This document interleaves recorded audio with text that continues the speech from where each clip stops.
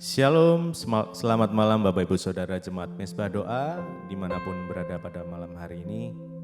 Mari kita mau sama-sama siapkan hati kita mau masuk dalam hadirat Tuhan. Kita mau menyembah Dia, kita mau menikmati hadirat-Nya malam hari ini. Mari sama-sama kita berdoa. Tuhan Yesus, kami bersyukur buat malam hari ini ya Tuhan. Satu kesempatan lagi untuk kami boleh datang ke hadirat-Mu ya Bapa. Semuanya karena kasih, anugerah, rahmat-Mu yang selalu nyata di dalam kehidupan kami. Bahkan tuntunan Tuhan, penyertaan Tuhan, pertolongan Tuhan selalu nyata di dalam hidup setiap kami Tuhan. Kami bersyukur kepadamu ya Bapa. Biar malam hari ini kami boleh menikmati hadirat-Mu, bahkan kami boleh menikmati setiap firman-Mu ya Tuhan. Yang sungguh-sungguh boleh memerdekakan setiap kami. Memberikan kekuatan untuk kami Tuhan. Terima kasih Bapa, terima kasih Tuhan Yesus. Oleh Juru Selamat kami, Bapa kami, sahabat kami yang baik. Terima kasih Tuhan. Mari sama-sama kita datang sembah Dia. Oh, terima kasih Tuhan.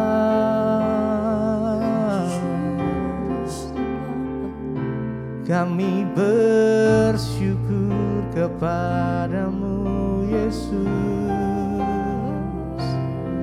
Kami bawa pujian kami. Kami menyembah-Mu Tuhan. Kami datang di hadirat-Mu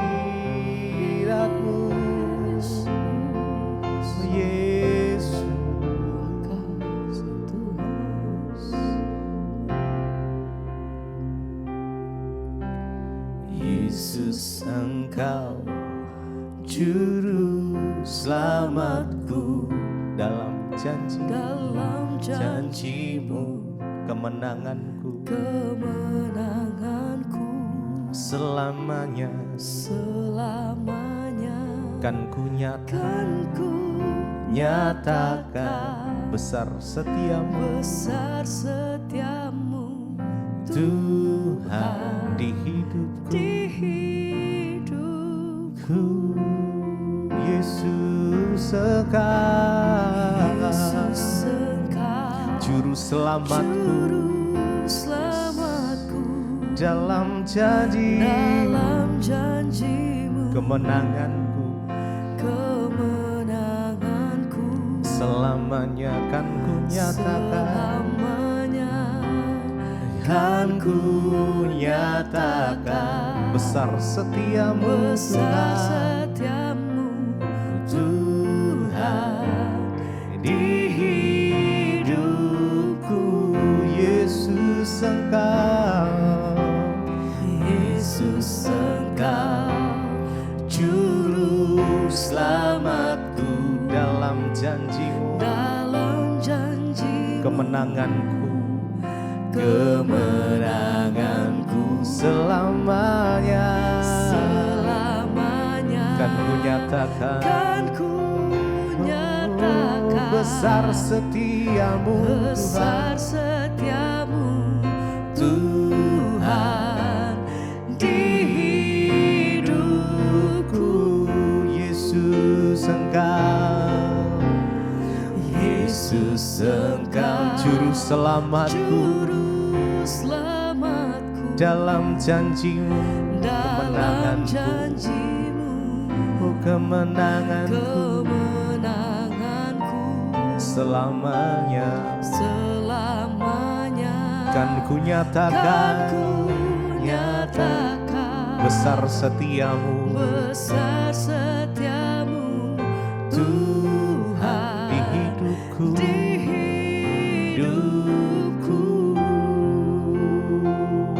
Yesus Engkau Juru Selamatku. Dalam janji-Mu kemenanganku selamanya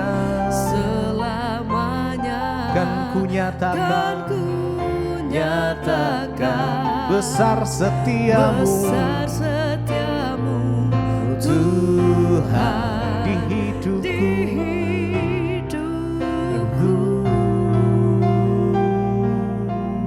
Besar setiamu, Engkau juru selamatku. Yesus, Kau sumber kemenanganku, sumber pengharapanku. Hanya di dalam nama-Mu ya Tuhan. Yesus, nama yang memberikan kemenangan, nama yang memberikan pemulihan, nama yang memberikan kesembuhan. Nama Yesus, nama di atas segala nama. Oh, kami sembah Engkau Tuhan Yesus. Yesus, Engkau juru selamatku. Mari dengan segenap hati dalam janji-Mu, kemenanganku selamanya kan ku nyatakan, besar setiamu, Tuhan di hidupku. Yesus, Engkau juru selamat. Yesus, Engkau juru selamatku. Dalam janji-Mu, kemenanganku selamanya kan ku nyatakan, besar setiamu, Tuhan di hidupku. Yesus, Yesus, Engkau juru selamatku. Amin. Terima kasih ya Tuhan. Setiap janji-Mu, kemenangan kami, yes, selamanya kan ku nyatakan, kan ku nyatakan, besar setiamu, Tuhan, Tuhan di hidupku.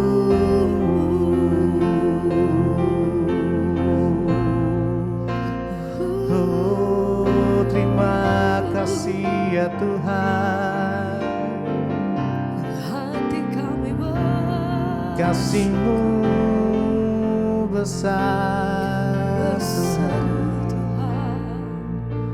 tiada terhitung kebaikan-Mu, pertolongan-Mu.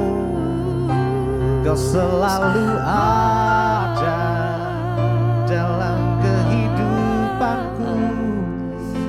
Kau tak pernah tinggalkanku sendiri, Yesus. Kami bersyukur ya Tuhan buat setiap kebaikan-Mu, pertolongan-Mu yang sungguh nyata.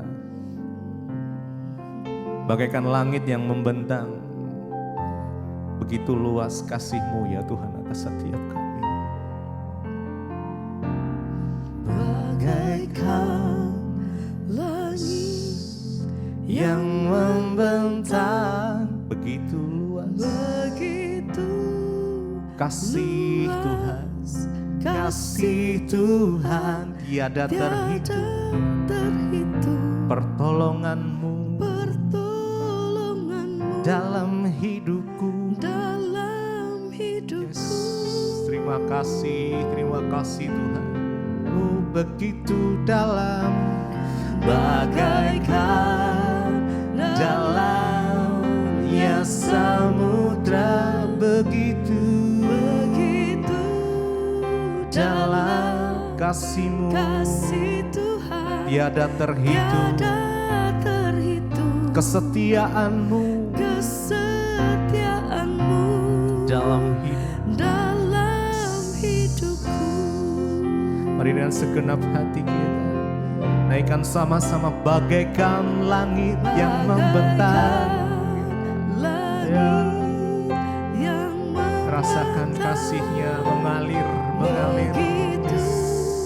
Luas kasih-Mu ya Tuhan, yes tiada Jesus. terhitung, Pertolongan-Mu dalam hidupku. dalam hidupku. Oh Yesus, terima kasih Tuhan.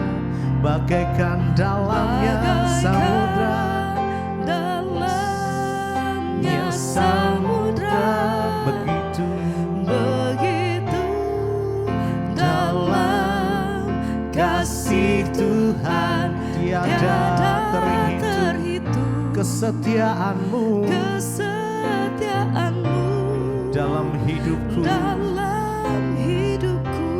Oh, bagaikan langit yang membentang, Bagaikan langit yang membentang, begitu luas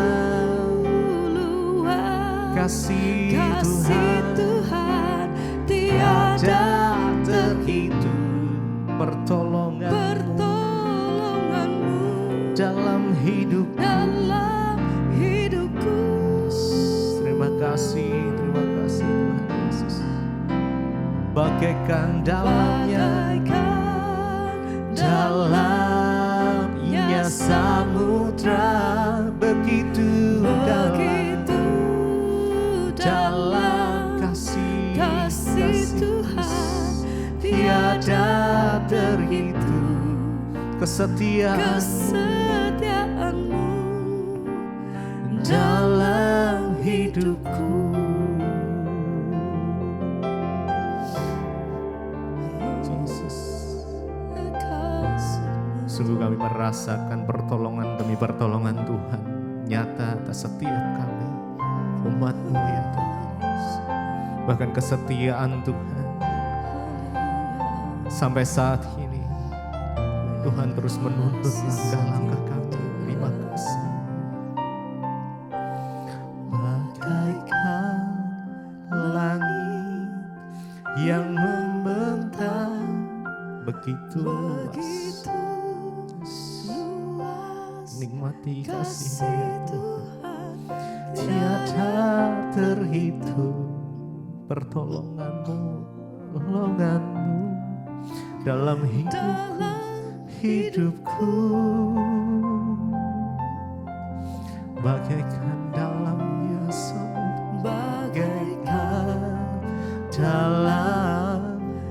samudra, begitu dalam kasih-Mu ya Tuhan.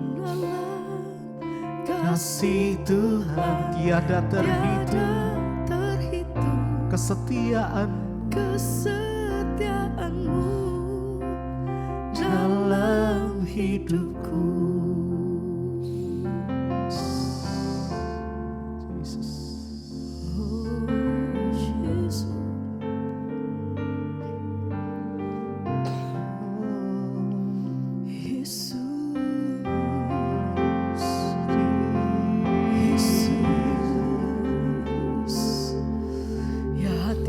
Berseru hanya kepadamu, Yesus,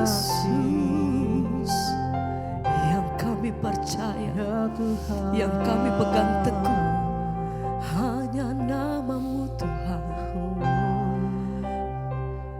Kami meletakkan setiap pengharapan kami di dalam tangan-Mu, dalam setiap perkara atas hidup kami Tuhan.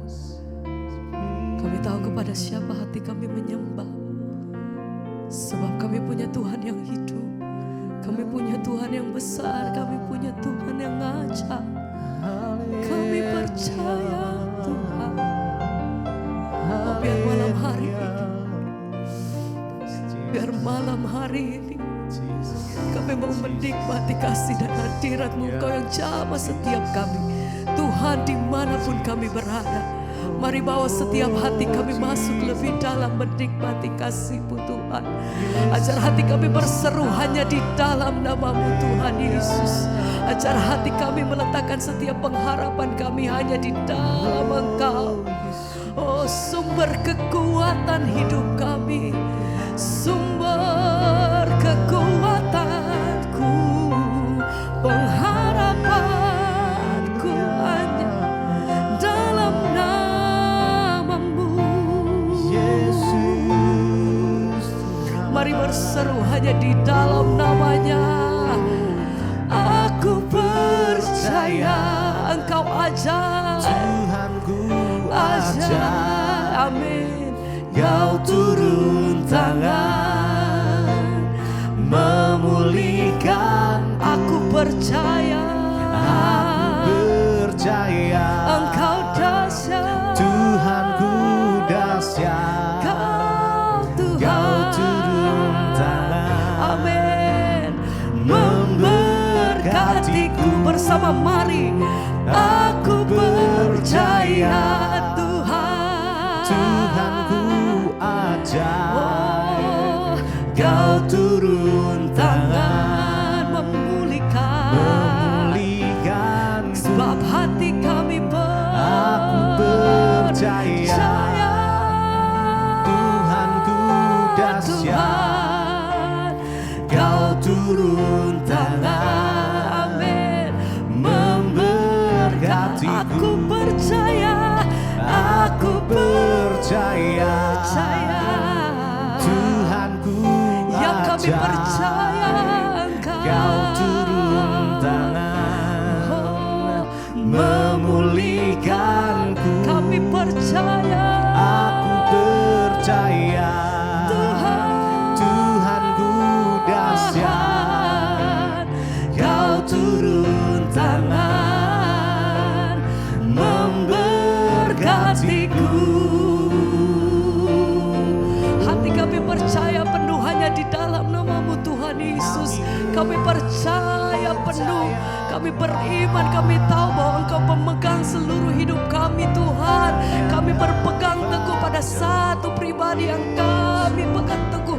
Engkau Allah yang hidup, Engkau Allah yang dahsyat, Engkau yang mampu segala perkara atas hidup kami. Kami percaya Tuhan, tiada yang mustahil bagimu, yang sanggup lakukan setiap perkara hanya dalam nama-Mu Yesus.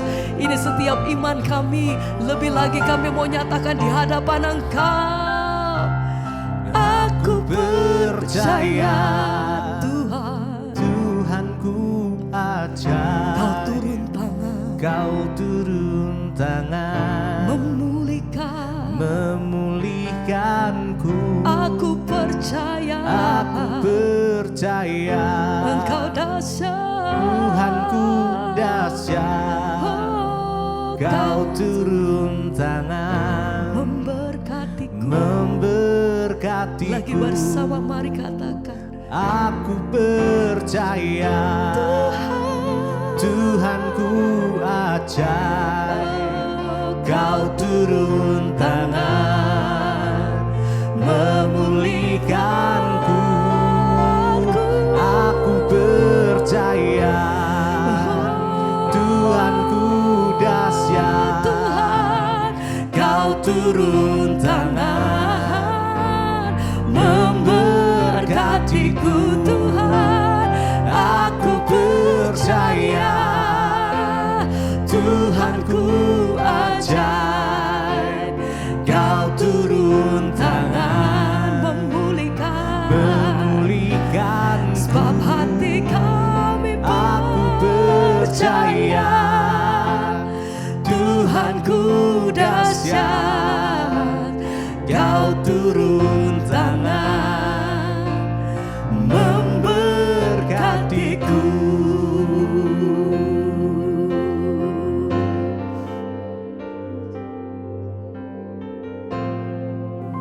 Terima kasih Bapa, ajar kepada kami untuk terus memuji Tuhan dalam hidup ini. Apapun masalah persoalan yang kami hadapi Tuhan, karena kami percaya di balik setiap persoalan pasti ada berkat Tuhan. Ajar kepada kami untuk sungguh-sungguh menghayati setiap firman Tuhan, agar kami hidup bukan berdasarkan pikiran kami, tapi berdasarkan pikiran Tuhan. Urapi kami, urapi hamba-Mu yang tidak ada apa-apanya. Di dalam nama Yesus kami berdoa mengucap syukur, sama-sama katakan amin, amin, amin. Silakan duduk Bapak Ibu yang terkasih, shalom. Bagaimana kabarnya? Luar biasa, walaupun ada masalah tetap. Ya, hari ini tema firman Tuhan adalah berkat di balik pergumulan. Siapa yang lagi ada pergumulan? Ya, ada yang tidak ada pergumulan? Saya doakan supaya ada pergumulan ya. Ada berkat di balik setiap pergumulan. Saudara, ya saya itu merenung-renung saudara begini ya. Kenapa ada orang-orang yang hidupnya itu tercatat di Alkitab? Dari zaman perjanjian lama kita membaca, ya sebut saja ya Abraham, kita sebut orang-orang yang luar biasa itu namanya tercatat di dalam Alkitab. Ya kita lihat raja-raja, kita lihat Yusuf, kita lihat Daud ya. Bahkan di perjanjian baru ada Paulus yang menulis ya paling banyak surat dari perjanjian baru. Saya mencoba merenung gitu ya. Kalau diaplikasikan dalam kehidupan sekarang ini, kita ini ya pantas enggak nama kita ada di dalam cerita tentang kehidupan di matanya Tuhan loh. Di matanya Tuhan. Saya merenungkan kenapa ya mereka itu tercatat. Ternyata yang tercatat di dalam Alkitab itu adalah orang-orang yang mengalami pergumulan yang hebat. Mengalami pergumulan yang berat, yang besar. Ya, makanya bersyukur kalau pergumulanmu berat dan besar. Puji Tuhan, namamu pasti tercatat di dalam kitab kehidupan. Ya. Jadi jangan mau menjadi orang Kristen yang gampangan, yang murahan. Semakin berat pergumulan kita, semakin banyak ya persoalan kita, tapi saya tidak bicara tentang orang yang bodoh ya. Yang mengalami pergumulan karena kebodohannya sendiri itu juga banyak. Ya, dia mengalami pergumulan karena dulu ketika diberkati tidak bisa mengelola keuangan. Akhirnya ketika ya penderitaan datang nggak punya apa-apa, padahal dulu bergelimang harta. Karena nggak bisa memanage keuangannya, tidak berhikmat. Nah itu salah sendiri. Tapi dalam hidup ini semua orang pasti mengalami pergumulan saudara. Ya dan Tuhan mau setiap kita mengalami pergumulan kita itu pasti akan banyak. Kenapa Rasul Paulus itu menulis banyak ya firman Tuhan? Karena di dalam dia bergumul itu dia mengalami tekanan yang luar biasa. Dia mencari Tuhan dan ketika dia mencari Tuhan dia itu mendapat hikmat, mendapat rema yang pada akhirnya dicatat sebagai firman Tuhan dan itu benar-benar dari Tuhan. Misalnya dia berkata pencobaan-pencobaan yang kita alami. Ya itu tidak melebihi batas kekuatan kita. Sebab Tuhan itu setia dan adil. Kenapa Rasul Paulus bisa menulis begitu? Saya yakin lahir dari sebuah pergumulan yang luar biasa. Lalu Tuhan menyatakan kalimat itu di dalam hatinya lalu ditulis saudara. Ya makanya kalau zaman sekarang itu dibilang quotes. Orang berkata gini, Bu Debbie itu ya banyak ya quotes-quotesnya dia. Sebenarnya itu bukan quotes saya, itu lahir dari sebuah pergumulan. Karena ya kita ada dalam sebuah tekanan atau persoalan hidup. Ya makanya ya pemazmur berkata aku tertekan itu baik bagiku. Supaya aku belajar tentang kehendak Tuhan. Manusia itu kalau nggak ditekan saudara ya tidak mungkin kita terbentuk menjadi sesuatu yang berharga. Nah hari ini tema firman Tuhan diberi ya berkat di balik pergumulan. Ayatnya 2 Korintus pasal yang keempat. Mari kita buka bersama. 2 Korintus pasal yang keempat mulai dari ayat yang ke-7 saudara. 2 Korintus 4 ayat yang ke-7 kita baca bersama 1, 2, 3.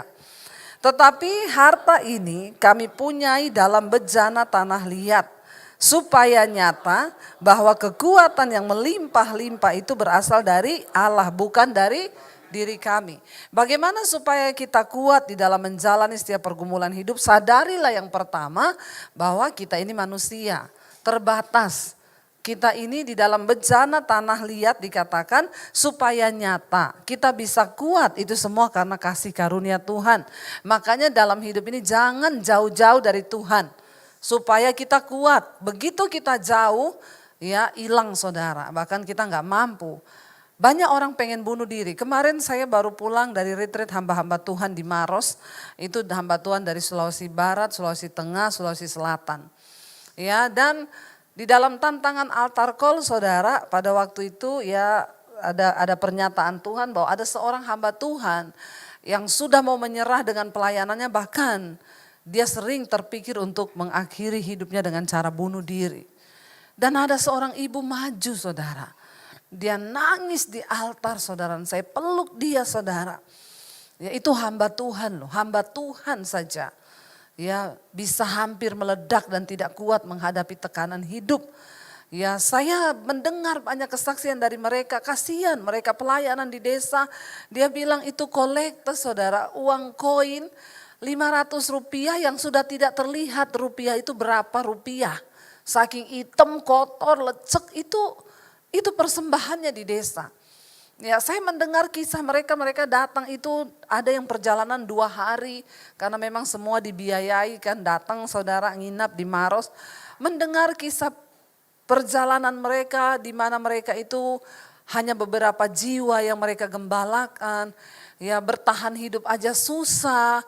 Ya dan makanya ketika ditantang ada yang hampir bunuh diri, ya maju seorang ibu saudara, dia menangis, dia menjerit di altar. Ya kita manusia ini terbatas. Rasul Paulus bilang harta ini kami punyai dalam bejana tanah liat. Bayangkan harta itu bicara tentang kemuliaan. Harta itu bicara tentang kekuatan, tentang sesuatu yang wow. Tapi dipunyai dalam bejana tanah liat, artinya mudah rapuh, mudah terkoyak. Supaya apa dia bilang? Supaya nyata bahwa kekuatan yang melimpah-limpah itu berasal dari Allah dan bukan dari diri kami. Kenapa kita harus dekat dengan Tuhan? Bukan supaya kita nggak banyak masalah di hidup ini. Kenapa kita harus dekat dengan Tuhan? Bukan supaya kita nggak mengalami hal yang buruk. Karena ini adalah dunia, kita mau atau tidak, kita pasti satu saat akan diizinkan mengalami yang tidak enak, mengalami pergumulan. Nah kenapa kita harus dekat dengan Tuhan? Supaya kita kuat menghadapi pergumulan hidup. Karena di luar Tuhan kamu tidak bisa berbuat apa-apa. Tapi di dalam Tuhan ada kekuatan. Ayat yang ke-8 dia katakan di sana, dalam segala hal kami ditindas namun tidak terjepit. Kami habis akal namun tidak putus asa. Kami dianiaya namun apa? Tidak ditinggalkan sendirian. Kami dihempaskan namun tidak binasa. Rasul Paulus mengalami banyak tekanan di dalam pelayanannya saudara. Ya tetapi dia berkata dalam segala hal kami ditindas namun tidak terjepit. Kami habis akal namun tidak putus asa. Kami dianiaya namun tidak ditinggalkan sendirian. Kami dihempaskan namun tidak binasa. Saya membaca ini saya itu malu saudara. Rasul Paulus berkali-kali dipenjara karena nama Yesus. Harusnya ketika orang dipenjara dia disesah, dia disiksa dalam penjara. Harusnya dia bisa dong berkata, di mana engkau Tuhan? Aku melayani engkau loh. Tapi kenapa engkau tidak menyatakan dirimu? Saudara, tapi dia berkata, ya di sini dia bilang, aku dianiaya namun tidak ditinggalkan sendirian. Wow, itu dahsyat banget. Dia sudah dianiaya, dia masih merasa bahwa Tuhan beserta dengan dia loh. Itu sih luar biasa saudara ya. Dan saya membaca ini betapa malunya kita menjadi orang Kristen sekarang kan. Cuma masalah-masalah ringan kita udah protes sama Tuhan. Masalah-masalah yang tidak berat tapi kita udah marah. Rasul Paulus bilang aku dipenjara, dianiaya namun tidak ditinggalkan sendirian. Kami dihempaskan namun tidak binasa. Ayat yang ke-10. Kami senantiasa membawa apa? Membawa kematian Yesus di dalam tubuh kami. Supaya kehidupan Yesus juga menjadi nyata di dalam tubuh kami. Bagaimana supaya kehidupan Kristus nyata dalam hidup kita? Ya kita harus senantiasa membawa kematian Kristus. Apa artinya kematian Kristus? Penyaliban. Tidak enak waktu daging kita disalib. Orang fitnah kita, tapi kita tidak boleh balas. Ya, orang berbuat jahat pada kita, sekalipun kita bisa membalas, tapi Tuhan bilang kamu tidak boleh balas. Kamu dalam pergumulan yang berat, ya, kamu tidak bisa melakukan hal-hal dunia lagi. Kamu harus tetap ya berdiam diri duduk di kaki Tuhan. Itu namanya membawa kematian Kristus dalam tubuh kita. Kita benar, tapi diperlakukan tidak benar. Ya, kita ada dalam pergumulan yang berat tapi harus tetap mengucap syukur. Itu namanya menyalibkan daging. Supaya kemuliaan Kristus itu juga nyata dalam tubuh kita. Ayat yang ke-11. Sebab kami yang masih hidup ini terus menerus diserahkan kepada maut karena Yesus. Supaya juga hidup Yesus menjadi nyata dalam tubuh kami yang fana ini. Selama kita masih hidup tidak mungkin tidak ada pergumulan. Kalau orang masih punya masalah, banyak yang datang, Bu Debbie saya itu loh banyak masalah. Puji Tuhan ibu masih hidup. Amin. Karena kalau sudah mati baru tidak ada masalah. Hidup ini adalah rangkaian dari masalah. Ada orang kekayaannya oke, dia nggak kekurangan. Tapi anaknya, ya anaknya menjadi salib bagi dia. Ada orang pelayanannya luar biasa, ya, tetapi istrinya menjadi salib bagi dia, keluarganya. Ada orang pelayanannya oke, tapi keadaan keuangannya pas-pasan. Nah, kita akan diizinkan mengalami banyak pergumulan dalam hidup ini. Tapi yang namanya dia Rasul Paulus bilang, sebab kami yang masih hidup ini, selama kita masih hidup, ya maka masalah itu pasti ada. Kita terus menerus diserahkan, Rasul Paulus bilang. Ya, sebab kami yang masih hidup ini terus menerus diserahkan kepada maut karena Yesus. Ya, supaya juga hidup Yesus menjadi nyata dalam tubuh kami yang fana. Saudara, dalam penderitaan kita di dunia ini mungkin kita belum berhadapan dengan maut. Yang artinya kematian. Rasul Paulus mengalami maut, berapa kali dia karam kapal. Ya, berapa kali dia ditangkap, dia dianiaya, dia disesah. Ya, tapi dia luar biasa, tidak ada sekecil apapun di hatinya untuk menyangkal Tuhan Yesus. Jangan pernah mundur satu langkah pun, saudara. Karena kita dipanggil untuk mengakhiri sebuah pertandingan, bukan berhenti di tengah. Bangsa Israel dipanggil keluar dari tanah perbudakan di Mesir menuju tanah perjanjian. Mereka harus melewati padang gurun. Apa artinya padang gurun? Padang gurun itu pencobaan, pergumulan, lapar, haus, panas, terik. Ya, tapi kita harus sadari bahwa panggilan kita itu dari Mesir menuju tanah Kanaan. Jangan berhenti di padang gurun.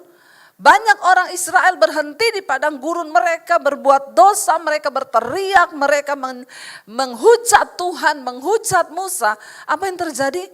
Mereka jadi bangkai di padang gurun, saudara.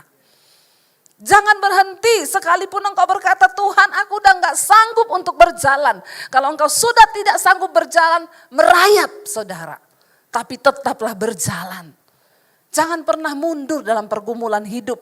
Seberat apapun pergumulan hidup kita, berjalan. Tetaplah mengiring Tuhan dan jangan pernah menyerah.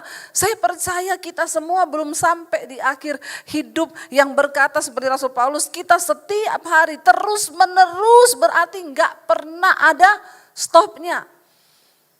Kita mengerti karena pada waktu itu dia memberitakan Injil di tengah keadaan yang sulit. Dia ditentang, mau dibunuh. Ya, dan dia tetap berkata, saudara, aku membawa kematian Kristus. Artinya apa? Dia sudah siap mati. Dia siap mati demi nama Yesus. Tidak ada lagi yang dia pusingkan. Dan bukankah Tuhan Yesus berkata, seorang prajurit yang sudah siap berjuang, dia tidak memusingkan perkara-perkara penghidupannya. Karena dengan berbuat demikian, ia berkenan kepada komandannya. Kenapa kata-kata itu bisa keluar dari sebuah tulisan Rasul Paulus? Ini ditulis sudah berapa ribu tahun yang lalu, saudara. Dan kata-kata yang keluar dari Paulus itu luar biasa. Kenapa? Karena dia mengalami pergumulan yang hebat. Dia tidak pusingkan dirinya. Karena itu ada pernyataan-pernyataan firman Tuhan. Dengar baik, semakin banyak engkau bergumul saudara, maka Tuhan akan semakin banyak berbicara kepada kita. Ya, tapi yang namanya manusia itu maunya aduh jangan bergumul ya Bu ya. Kalau bisa yang enak-enak aja lah hidup ini ya. Yang instan, Tuhan gak mau dengan yang instan. Kenapa Yusuf tercatat di Alkitab? Dia adalah orang yang masuk dalam pergumulan yang berat. Ya, dia dibuang oleh keluarganya, lalu dia difitnah, dia dimasukin ke sumur, dijual, jadi budak, di penjara. Karena itu namanya tercatat di dalam Alkitab. Ya, karena kalau kita mau saudara, nama kita ada di dalam kitab kehidupan, berjuanglah supaya engkau punya catatan tentang kemenangan iman. Orang yang namanya tercatat dalam kitab kehidupan itu siapa? Hanya orang-orang yang menang dalam pergumulan hidup. Makanya Yesus berkata ketika kali kedua aku datang ke dunia ini, adakah iman aku dapati? Tuhan cuma cari iman. Dan rasanya tidak mungkin, rasanya sulit saudara. Tapi ketika kita mau berjuang bersama Tuhan, maka tidak ada perkara yang mustahil. Ya Tuhan sanggup. Di sini dikatakan ya sebab kami yang masih hidup ini terus menerus diserahkan kepada maut. Karena Yesus, supaya juga hidup Yesus menjadi nyata dalam tubuh kami yang fana ini. Dengan kata lain kalau kita tidak mau menderita bersama Yesus, maka tidak mungkin kita juga mengalami kemuliaan bersama Yesus. Mari tanamkan di dalam hatimu hari ini saudara. Hanya orang-orang yang mau berjuang, hanya orang-orang yang mau menang sampai pada garis akhir. Mereka adalah ya orang-orang yang namanya akan tercatat dalam kitab kehidupan. Bukankah itu goal dari hidup kita? Kalau namamu tidak tercatat dalam kitab kehidupan, maaf engkau tidak layak berada di sorga yang mulia. Enggak peduli mau engkau Kristen, mau engkau pelayan Tuhan. Mari kita mulai hari ini berkata, Tuhan aku mau bikin catatan hidup bersama dengan Tuhan. Supaya aku keluar sebagai pemenang Tuhan. Aku mau bikin catatan hidup dengan Tuhan. Supaya namaku tercatat di dalam kitab kehidupan. Biar kita menang sampai pada garis akhir. Ayat 12. Maka demikianlah maut juga giat di dalam diri kami. Dan hidup giat di dalam kamu. Ini Rasul Paulus bicara tentang pelayanannya. Ya, dia sekalipun maut giat dalam dia, mau coba berusaha dibunuh tapi tidak apa-apa. Demi untuk jemaat itu mendapat kehidupan di dalam Kristus. Ayat 13. Namun karena kami memiliki roh iman yang sama. Seperti ada tertulis apa? Aku percaya sebab itu aku berkata-kata. Maka kami juga percaya dan sebab itu kami juga berkata-kata.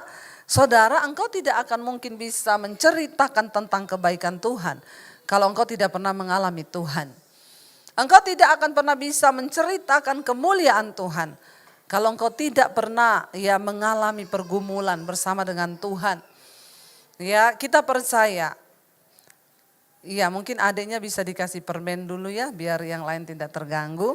Maklum saudara anak kecil ya, namanya juga anak kecil ya. Dikasih permen atau mainan ya, iya ya adik ya. Saudara di sini dikatakan bahwa ketika kita mengaku percaya, maka kita bisa berkata-kata, maka kami juga percaya sebab itu kami juga berkata-kata. Ayat 14, karena kami tahu apa? Bahwa ia yang telah membangkitkan Tuhan Yesus akan membangkitkan kami juga bersama-sama dengan Yesus. Dan ia akan menghadapkan kami bersama-sama dengan kamu kepada dirinya. Ya. Ayat yang ke-15, sebab semuanya itu terjadi oleh apa? Karena kamu, supaya kasih karunia yang semakin besar berhubung dengan semakin banyaknya orang yang menjadi percaya, menyebabkan semakin melimpahnya ucapan syukur bagi kemuliaan Allah. Kasih karunia itu akhirnya semakin besar lewat pelayanan Rasul Paulus bagi orang-orang yang kemudian menjadi percaya. Ingat saudara, kasih karunia itu diberi. Jangan hidup dengan prinsip hyper grace. Banyak orang berkata dosa itu tidak ada. Kita ini sudah diselamatkan. Jadi kita mau berdosa tidak apa-apa. Tetap kita selamat. Ini sangat menyesatkan. Pertama kali kita diterima oleh Tuhan Yesus, memang kita tidak diperhitungkan dosa kita. Sebab kamu diselamatkan Bukan karena perbuatan baikmu, tetapi oleh karena kasih karunia. Ketika saya pertama kali diselamatkan Tuhan, saya tidak baik. Hidup saya hancur. Saya ini sampah. Bahkan saya ingin bunuh diri mengakhiri hidup saya. Tapi disitulah Tuhan menyelamatkan saya, dia pilih saya. Bukan karena saya baik, justru saya brengsek Tuhan pilih saya. Tapi ketika saya sudah diselamatkan, saya diberi kasih karunia keselamatan itu. Ini harus kita jaga ini kasih karunia ini. Jangan sampai engkau buang dengan engkau kembali lagi ke dalam dosa. Alkitab berkata seperti babi yang kembali kepada kubangannya. Demikian orang yang sudah pernah mengecap kebaikan tapi dengan sengaja dia berbuat dosa lagi, maka tidak ada lagi darah untuk menghapus dosa itu. Hati-hati saudara. Kita buat dosa wajar, setiap hari pun kita masih buat dosa, tapi bukan dosa yang disengaja. Ada orang-orang sengaja berbuat dosa, hidup dalam dosa, dalam kenajisan. Ya, perselingkuhan, kenajisan, homoseksual, lesbian, kepahitan. Mereka sengaja padahal mereka tahu Tuhan gak suka itu. Tapi mereka bilang kita sudah selamat, ada kasih karunia. Di sini dikatakan ya supaya kasih karunia itu menjadi semakin besar, artinya apa? Semakin banyak orang yang diselamatkan. Tetapi ketika kita diselamatkan, jaga keselamatan itu. Sebab iman tanpa perbuatan adalah mati. Ayat 16 berkata begini saudara, kalau kita lihat judul perikopnya di sana di dalam Alkitab ada, jangan tawar hati juga ketika kita menghadapi maut. Ayat 16 bilang begini, sebab itu kami tidak tawar hati. Tetapi meskipun manusia lahiriah kami semakin merosot, namun manusia batinia kami dibaharui sehari ke sehari. Saudara, kita ini mau perawatan seperti apapun, mau menjaga diri seperti apapun, mau olahraga seperti apapun, namanya manusia lahiriah pasti akan merosot. Ya, tapi bukan berarti kita nggak usah olahraga, nggak usah jaga badan, harus. Kita jaga aja itu tetap merosot, apalagi tidak dijaga. Dikatakan di sini manusia lahiriah ini terbatas, ya terbatas. Mau kita jaga seperti apa? Ya ibu-ibu mau ditarik kanan, tarik kiri, tarik depan, tarik belakang. Ya kalau waktunya kendor pasti kendor. Ya. Tetapi Alkitab berkata ada kabar baiknya, manusia batinia bisa diperbaharui. Bisa. Ya, itu yang namanya ya inner beauty, dari dalam dia keluar. Jangan engkau hanya mempercantik manusia luarmu, tapi dalammu tidak, ya tetap kayak nenek sihir. Ya Pak ya?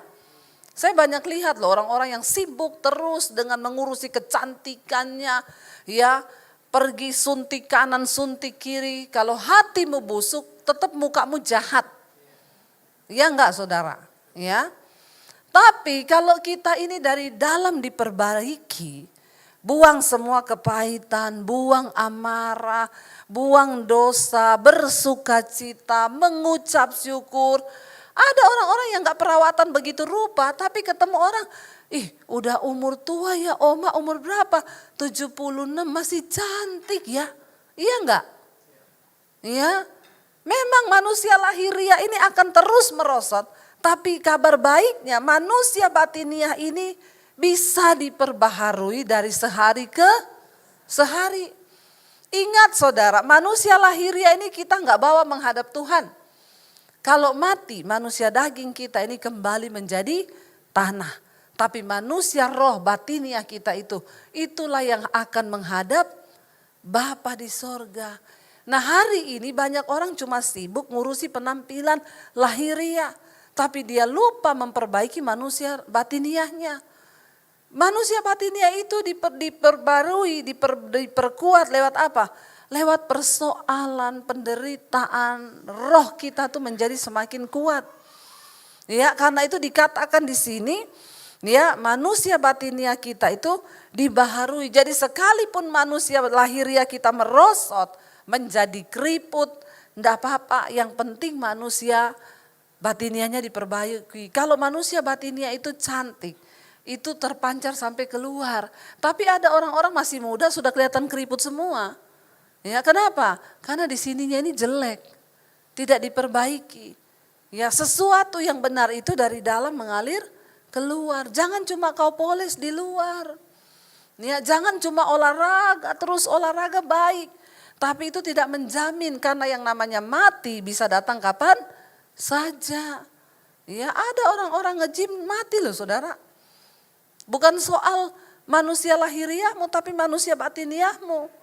Jangan kau pikir setelah engkau rajin olahraga, terus engkau rajin minum vitamin, engkau rajin general check up setiap bulan, terus engkau umur panjang atau tidak. Umur manusia mati hidup kita di tangan Tuhan.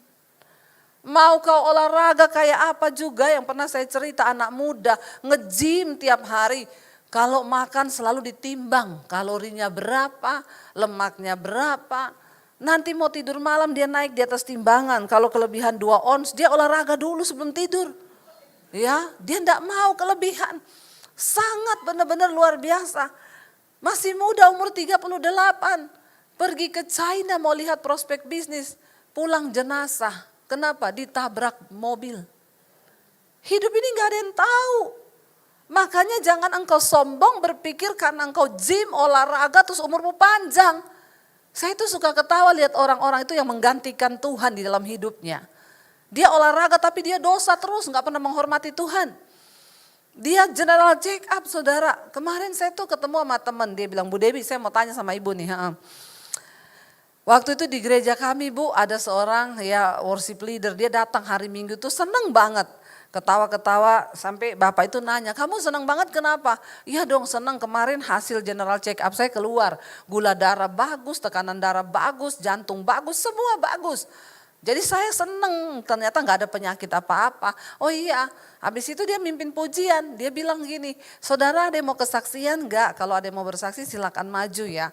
Ya ditunggu gak ada yang kesaksian, lalu dia bilang, oh kalau gak ada ya udah kita angkat satu pujian, silakan musik. Dia baru mau angkat lagu jatuh di mimbar, meninggal hari itu.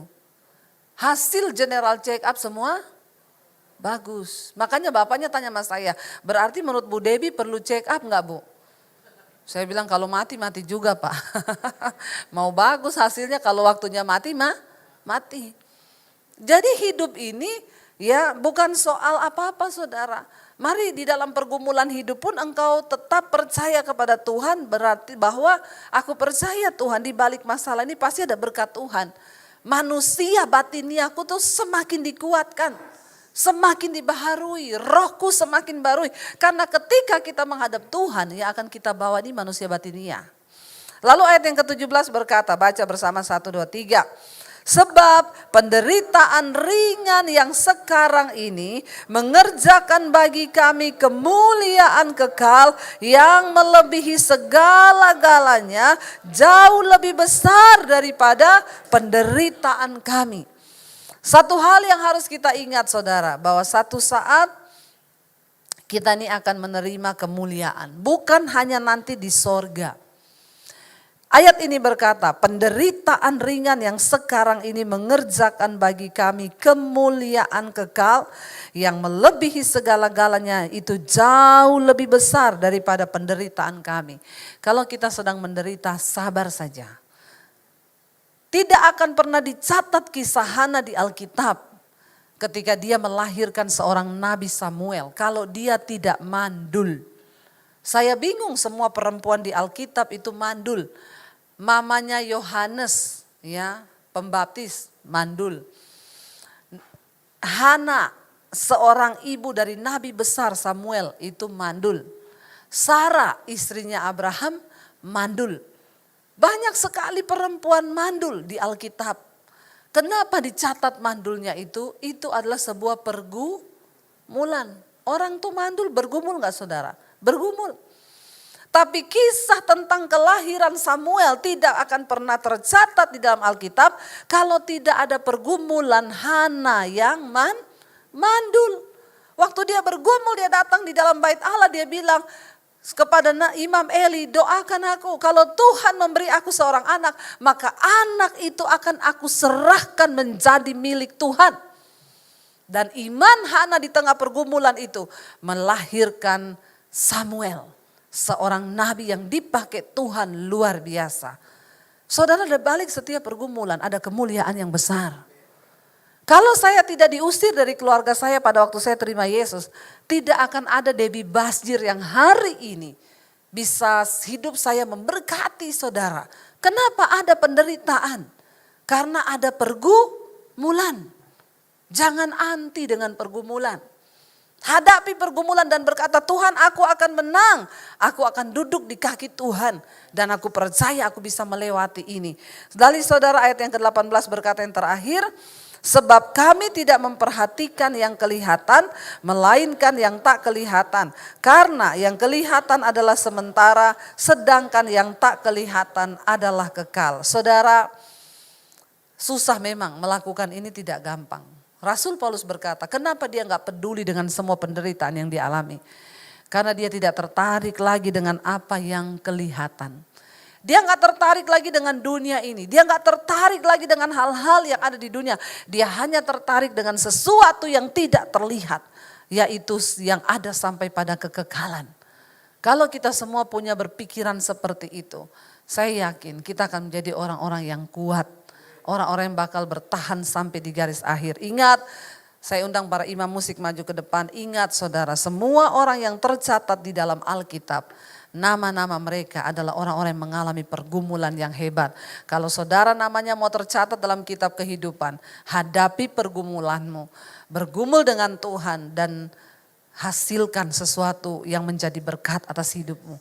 Tuhan itu tidak pernah tutup mata, dia selalu melihat dan dia yang lebih tahu apa yang terbaik bagi hidup kita.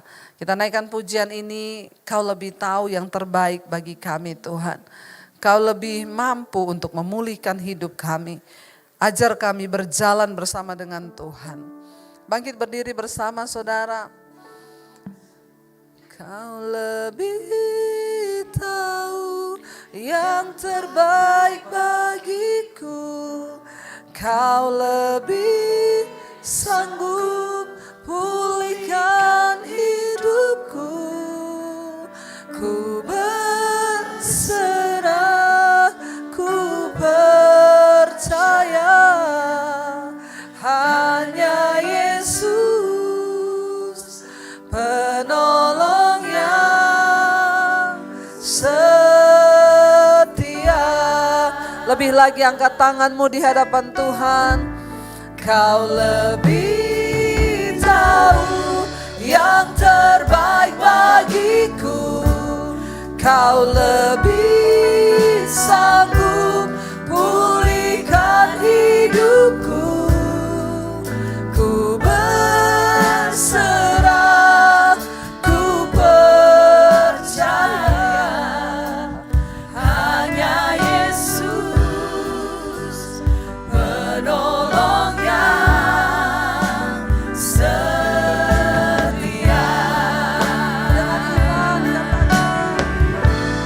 Kau lebih tahu yang terbaik bagiku. Kau lebih sanggup pulihkan hidupku. Ku berserah, ku percaya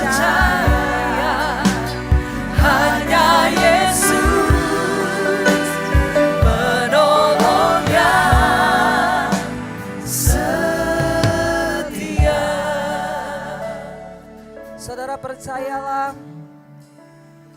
bahwa tidak ada persoalan yang tidak ada jalan keluar. Mungkin hari ini engkau sedang mengalami pergumulan, tapi yakinkan dalam dirimu ada kemuliaan yang menantimu. Sebab tidak ada salib, tidak ada kemuliaan tanpa salib. Biarlah kita selalu membawa kematian Kristus dalam tubuh kita, supaya kita juga dapat mengalami kehidupan Kristus dalam diri kita. Hamba berdoa Bapa untuk setiap mereka yang sedang mengalami pergumulan. Berikan kekuatan untuk kami boleh keluar sebagai pemenang-pemenang di hari-hari terakhir ini. Hamba berdoa, kuatkan Tuhan iman setiap kami. Mampukan kami untuk mengalami Tuhan kemenangan demi kemenangan. Sebab kami tahu nama kami akan tercatat di dalam kitab kehidupan. Karena kami taat dan setia sampai di garis akhir. Berikan kekuatan bagi setiap anak-anak-Mu yang sedang berjuang Tuhan. Hamba percaya pergumulan yang kami alami tidak akan pernah melebihi kekuatan kami. Sebab Tuhan setia dan adil. Cinta kasih dari Tuhan Yesus Kristus, penyertaan Allah Roh Kudus yang akan memenuhi hati dan hidupmu mulai hari ini. Bahkan sampai kali yang kedua Tuhan Yesus datang menjemput kita, namamu tercatat di dalam kitab kehidupan. Di dalam nama Tuhan Yesus yang percaya diberkati Tuhan, katakan bersama, amin, amin, amin.